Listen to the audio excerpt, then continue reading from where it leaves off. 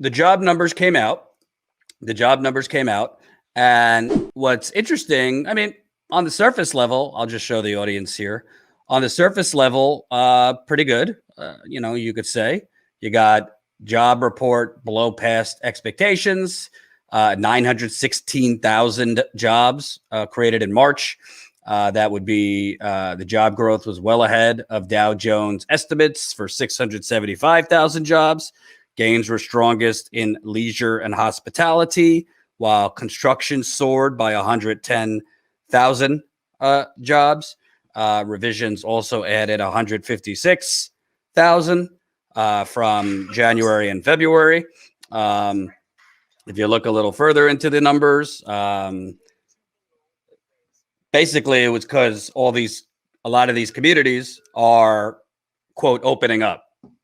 Despite the still active pandemic, and we're seeing surges in the South and the Great Plains right now in COVID cases. But it seems to me this increase in jobs came from more and more places, quote, opening up. We've kind of been down this road before where, these places open up. You see an uptick in employment, and then you start seeing lockdowns again. Obviously, right now is the positive monkey wrench of people getting vaccinated. But your thoughts, because we want to be fair. We don't want to be all doom and gloom per se. But, almost 916,000 jobs, damn good. You and I were talking offline, and I mentioned to you, okay, but the number, the surface line number is good, but those are all like restaurants, bars, hospitality. So we're not exactly talking about living wage jobs that you could have vacations every year. Maybe one parent has to work. We're talking about, paycheck to paycheck jobs that are coming back. Right. Yeah. You look at the jobs that are coming out and the people that were literally laid off, the ones that had the problems, those are the people that are being hired up right now. So props to them in that sense, because we are addressing at least getting those folks back to work. It is obviously a very difficult thing to judge right now, because I've been very vocal and I stay vocal in my opposition to most of what Joe Biden stands for. However, I got to give the devil his due. At this moment in time, you do see people getting vaccines despite the blunders at Johnson & Johnson. You do see folks getting back into some of their daily life, but you also see the numbers ticking up. So it is a bit of a time bomb. Are we going to get vaccinated in time to stop the next outbreak? Is the vaccines going to cover all the different strains that are coming out right now? And there's a lot of, I think, a little bit of overconfidence in terms of people's expectations of what's going on with this pandemic. But as far as the numbers go, that is a huge amount, almost 1 million jobs added. I mean, you got to, right, wrong, or indifferent, it's a number in the right direction. So it's really hard because I can't stand the man. But this is a clear uptick for the people that really needed it. It is not changing the world. It is not, we didn't pass the get rid of capitalism, start socialism bill. So we're still in a very much a capitalist society. We're still very much driven by capital, and Biden's still very much a lackey or a pawn for capital. So what you're seeing right now is probably as good as we're going to get in terms of a capitalist environment led by a neoliberal. I think, to be fair, it's better numbers than I would have expected. It's hard for me to say, but it's true. So, I mean, to me, you're caught in this rock and a hard place, because on one end, the numbers are positive, but on the other end, I mean, at the end of the day, Biden today even said all of the relief measures are temporary.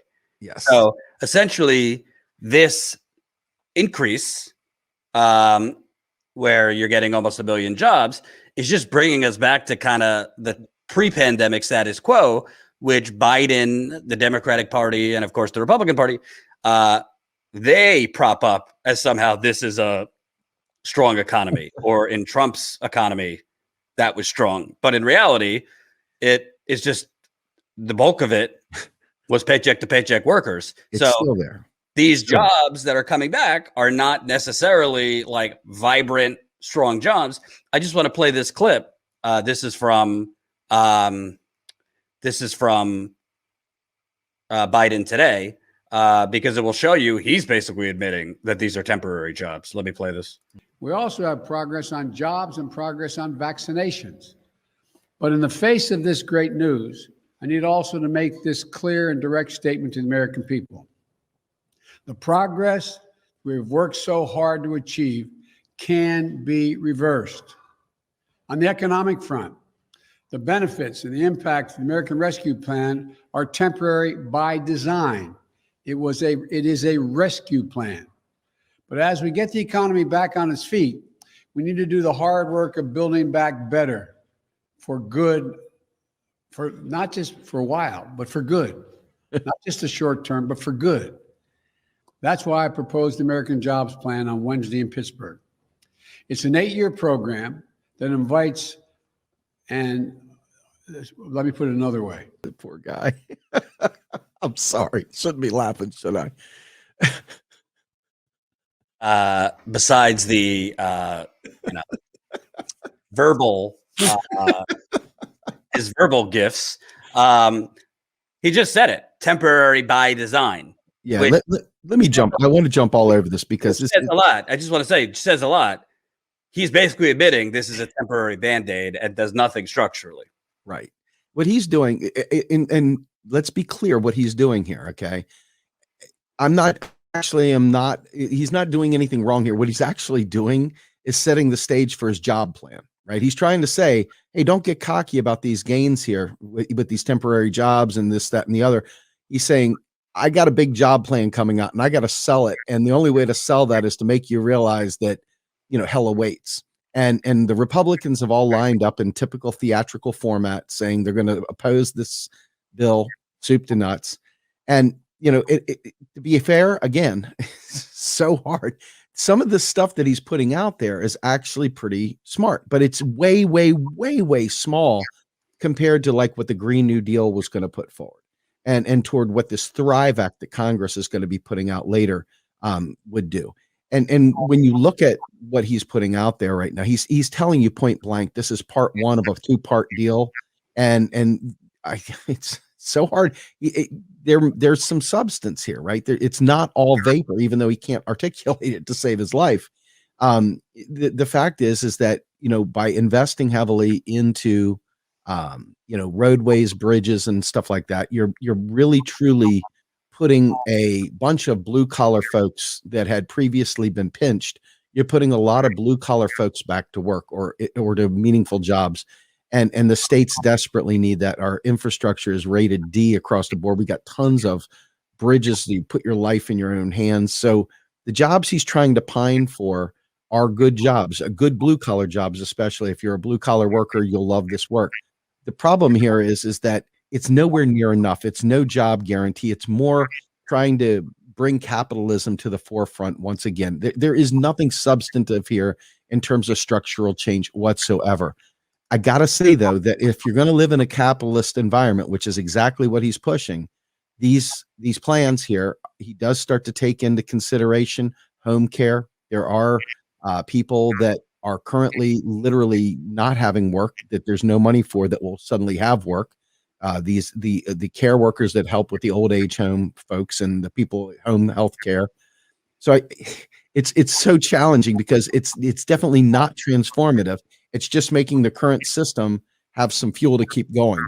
And because we've let our entire infrastructure fall apart for the last 50 years, we have done nothing to make our country good. And people coming to this country are like, what the hell? It's like a third world nation. It's supposed to be the richest country in the world. Looks like a pile of dog. So I think that there's some good there, but I think what he's setting the stage there for is to lay the plan out that we need more jobs. And he's not wrong, but I don't agree with the way he's going about it. Well, a few things. Number one, I think that, again, let's just start from the start. Almost 1 million jobs is good. I don't think Biden deserves any credit for that. There's nothing he did. It's the states reopening, and frankly, enjoy it while it lasts, because I think there could be another surge. I do too. You got, I think, like 4, 5, or 6 different variants now flying around the country. Pennsylvania numbers are through the roof right now. Absolutely. Right. Pennsylvania numbers are through the roof. I just read that they're actually testing has gone down in the South and the Great Plains. So the actual true number of people that might be sick with coronavirus is being minimized because of less testing. Trump used to say, well, of course we have a lot because we test a lot. Yeah, no, that's how you're supposed to do it, to know.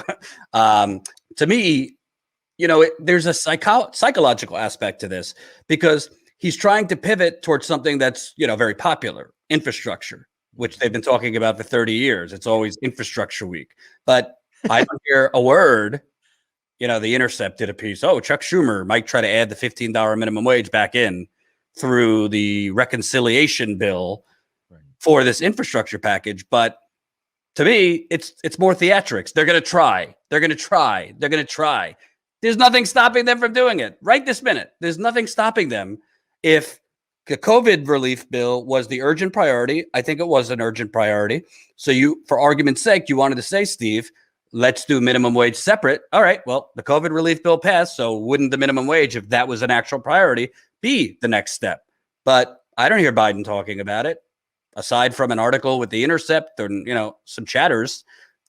There's, why would they, if the Senate parliamentarian rules the world, why would this Senate parliamentarians suddenly decide the minimum wage could be included in the infrastructure bill? So it just seems to me he's pivoting to something that he thinks maybe I could get 3 or 4 Republicans to sign on to, that is popular infrastructure. But frankly, yeah, I agree we need better infrastructure, but I would say the urgent priority is a living wage over infrastructure. I say we could do all of it, #MMT, but I would say the minimum wage is more of a priority than the roads and the bridges. Personally, your thoughts? So, okay. So first things first, Ayanna Pressley, I said this, I think the last time I was on the show with you, Ayanna Pressley has a federal job guarantee bill out there. That right there is a superior thing than a minimum wage bill, because it is a de facto minimum wage bill with benefits. So in order to hire someone out of there, you've got to pay them, meet or beat that salary in the private sector.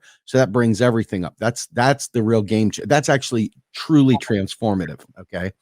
What I want to say, and I hope the folks listening catch what I'm saying here and pick up on the nuance, because I'm about to say something that sounds like I'm praising Biden, but I'm not praising Biden. Okay. For a capitalist society, capital needs money to keep circulating through the economy. The only way for people to make money is for the government, quite frankly, to spend money. And so what they're doing is they're spending money into the economy. It's just barely enough. We've let this place go to hell for so long. Okay. And the environmental crisis that's crashing down around us is so severe. We don't have time to play around with this. Okay. So anything that they do that looks good, you have to measure what it looks good against. And that is it effective? Has it really, truly changed lives? And all of these things are Band-Aids. We are not doing nearly enough, even if they throw money at green energy and other type of sustainable things in this package, because it's a lot more than just an infrastructure bill. There's an incredible amount of social engineering in here. Good, some bad. The point is that it's nowhere near enough. So when you talk about this stuff, if you're trying to just say, see, I did this, see, I did that, and all your goal is to just tick boxes that, yep, I did this, I did that. $2 trillion is a hell of a lot of money compared to what Obama did during the great financial crisis. $2 trillion is a lot of money, period. It doesn't matter how you slice it. That's a lot of money, but it is nowhere near enough money for all the stuff that we have let go to hell, including the people in this country. Hope you enjoyed that last video. Hop on over to statuscoup.com where you can sign up for our email list and become a member for as low as $5 to $10 a month. Membership is how we grow. That's statuscoup.com/join. And remember, join our email list so we can grow the revolution with you.